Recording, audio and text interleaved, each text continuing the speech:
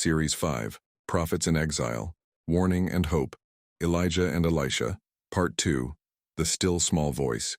Key, text, 1 Kings 19, 1-18. After the victory on Mount Carmel, Elijah fled in fear when Jezebel threatened his life. The prophet, who had stood boldly before hundreds, now sat under a juniper tree asking God to take his life.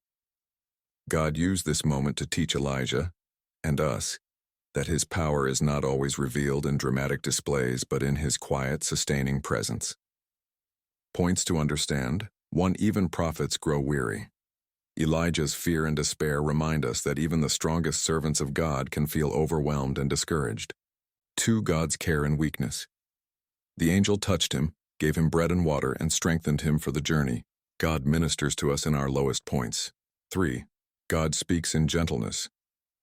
At Mount Horeb, Elijah experienced wind, earthquake, and fire, but the Lord was not in them.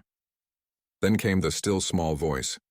God often works in ways we overlook: quiet conviction, gentle guidance, steady strength, a reminder of God's faithfulness.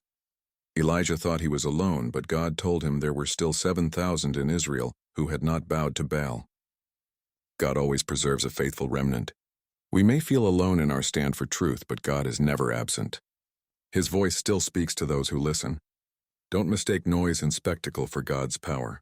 His Spirit often works in unseen, quiet ways that transform lives.